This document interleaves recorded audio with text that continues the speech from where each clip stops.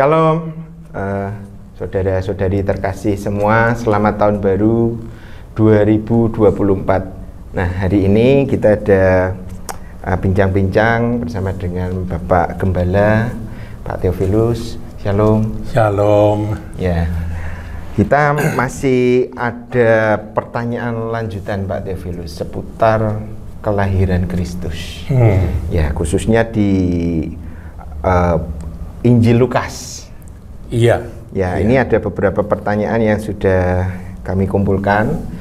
Nah, yang pertama di sini bicara tentang Lukas 2, Pak Theophilus. Lukas pasal 2. Ya, Lukas pasal 2 mengenai, nah ini saya akan bacakan sedikit. Ayat 21 dan 22. Dan ketika genap 8 hari dan ia harus disunatkan, ia diberi nama Yesus, sang bayi tersebut, yaitu nama yang disebutkan oleh malaikat sebelum ia dikandung ibunya. Tapi kemudian di ayat 22, dan ketika genap waktunya pentahiran menurut hukum Taurat Musa, mereka membawa dia ke Yerusalem untuk menyerahkannya kepada Tuhan. Nah, apakah bayi Yesus ini disunat 8 hari tersebut di Yerusalem atau bagaimana, Pak Theophilus? Iya. Jadi rupa-rupanya ayat 21 dan 22 itu ada jeda waktu. Oke. Jadi Tuhan Yesus disunat pada hari ke-8 menurut hukum Musa, itu ada di dalam Imamat 12. Nah, kemudian pasal 2 ayat 22 dari Injil Lukas ini menceritakan tentang penyerahan dari bayi Yesus itu kepada Tuhan, juga menurut hukum Musa, karena Yesus adalah anak sulung. Nah, Pak Tim, kalau kita mau melihat latar belakang dari peraturan hukum Tauratnya secara detail, kita harus lihat di dalam Imamat 12. Coba kita lihat ya. Imamat 12. Nanti kita kembali ke Injil Lukas tadi. Nah, Imamat 12 kita baca mulai ayat 1. Judulnya adalah Pentahiran sesudah melahirkan anak. Jadi ini aturan untuk mamahnya. Betul. Untuk Bunda Maria ya. Tetapi juga nanti ada penyerahan anak sulung kepada Tuhan yang dilakukan di Bait Allah. Demikian bunyi firman Tuhan. Tuhan berfirman kepada Musa demikian. Katakanlah kepada orang Israel, apabila seorang perempuan bersalin dan melahirkan anak laki-laki, maka najislah ia selama 7 hari. Jadi selama 7 hari dia dianggap najis, sama seperti pada hari-hari ia bercemar kain, ia najis. Jadi sama seperti pada waktu datang bulan, begitu ya menurut aturan hukum Musa. Nah, kemudian ayat 3, pada hari yang ke-8 haruslah dikerat daging kulit khatan anak itu. Ini bercerita tentang anak laki-laki tersebut pada hari ke-8 harus disunat. Ini kewajiban bagi setiap orang Israel. Kemudian ayat 4, selanjutnya 33 hari lamanya perempuan itu. Nah, kalau kita kaitkan dengan peristiwa Natal, Bunda Maria ini. Jadi Bunda Maria 7 hari dia dinyatakan najis. Yang pertama tadi, ayat 2 tadi. Kemudian 33 hari lamanya perempuan itu harus tinggal menantikan pentahiran dari darah nifas. Ada tenggang waktu lagi 33 hari. Jadi kalau 7 tambah 33 berapa, Pak Tim? 40 hari. 40 hari. Nanti kita akan lihat bahwa ketika usia bayi Yesus 40 hari, dia diserahkan kepada Tuhan di Bait Allah Yerusalem. Nah, itu adalah waktu setelah usainya masa penantian sampai dinyatakan tahir ya. Jadi menantikan pentahiran darah nifas itu ya. Nah, memang sesuatu apapun yang kudus ia tidak boleh kena pada sesuatu apapun yang kudus dan tidak boleh ia masuk ke tempat kudus. Jadi sebelum itu Bunda Maria tidak boleh. Pasti tidak diizinkan untuk masuk ke bait Allah. Betul. Ya. Sampai sesudah genap hari-hari pentahirannya. Jadi dengan demikian kembali ke Lukas pasal 2 tadi. Ya, jadi Pak Tim itu kan ayat 21 itu penyunatan. Betul. Penyunatannya itu bisa dilakukan di mana saja. Ya, jadi menurut saya penyunatannya dilakukan di Bethlehem. Ya. Tetapi keluarga kudus ini menunggu akan Bunda Maria sampai genap waktu pentahiran. Ya. Setelah itu ayat 22 makanya bunyinya, dan ketika genap waktu pentahiran menurut hukum Taurat Musa, mereka membawa dia di sini bayi Yesus ke Yerusalem untuk menyerahkannya kepada Tuhan. Ya. Seperti ada tertulis bahwa dalam hukum Tuhan, semua anak laki-laki sulung harus dikuduskan bagi Allah. Ya. Jadi memang ada tenggang waktu ya Pak Teofilus. Jadi tidak seperti yang seolah-olah dicatat setelah disunat berangkat ke Yerusalem. Tidak demikian ya. Jadi ada tenggang waktu dan bayi Yesus yang pada waktu diserahkan ke bait Allah itu usianya 40 hari. Memang angka 40 itu angka sakral ya di dalam Alkitab. Ya. Ya, ini menggenapi nubuatan-nubuatan ya, termasuk pada kegenapan angka-angka sakral ya, Pak. Dan juga ayat 24 itu menunjukkan bahwa keluarga kudus ini bukan keluarga yang kaya raya. Oh iya, betul.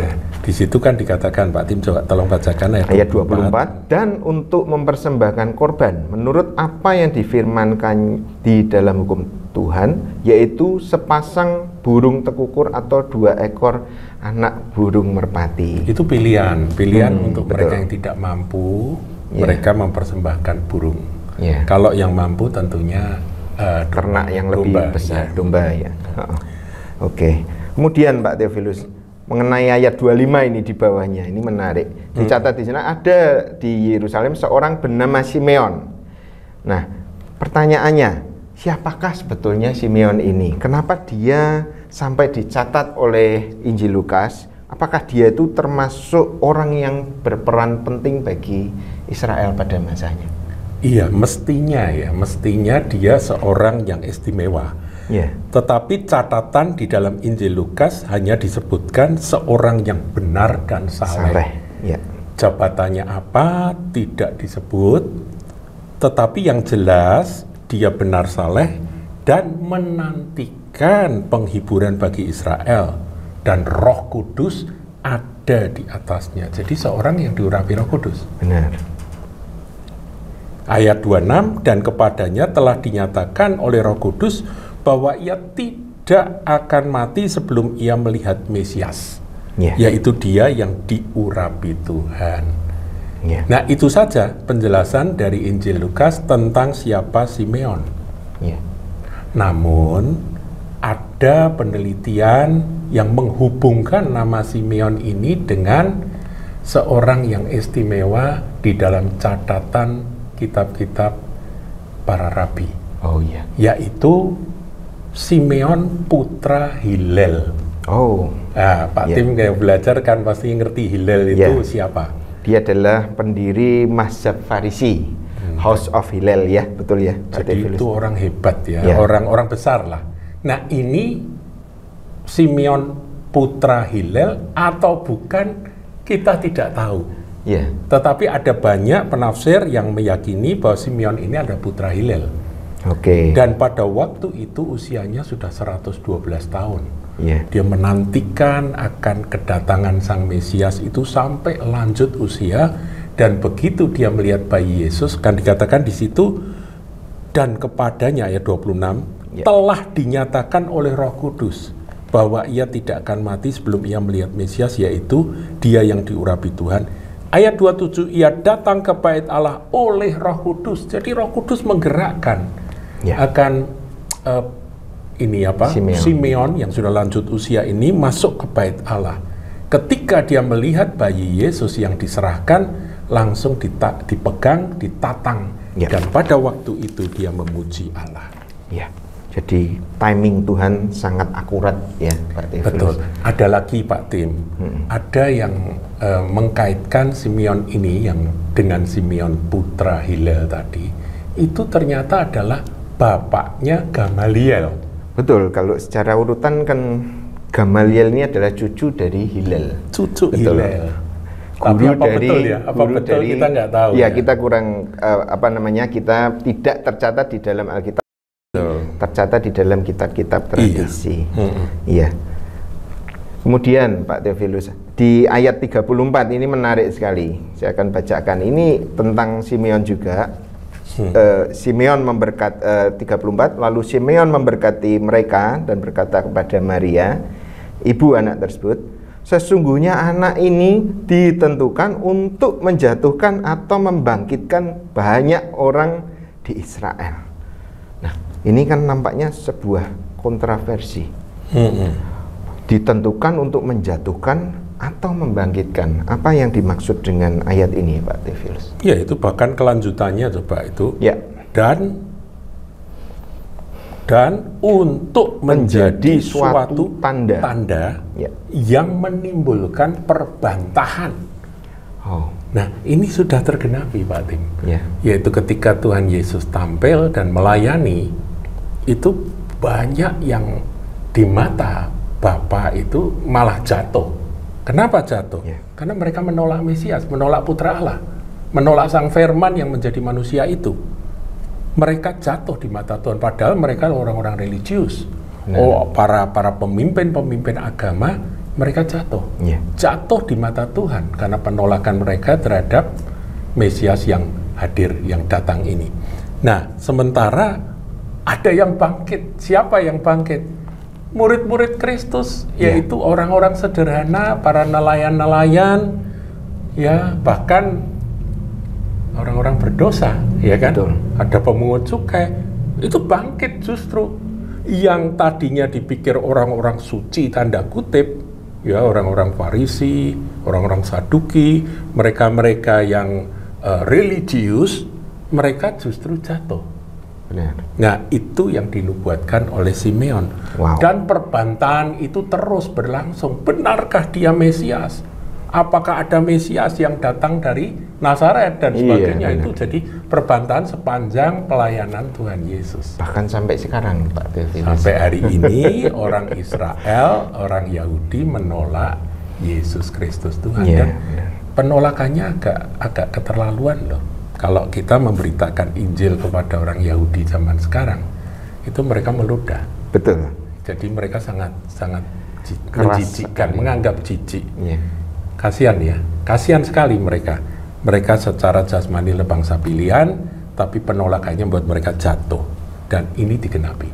Ya, sampai hari ini. Mungkin lain kali kita bisa bahas tentang kegenapan tersebut. Iya, iya.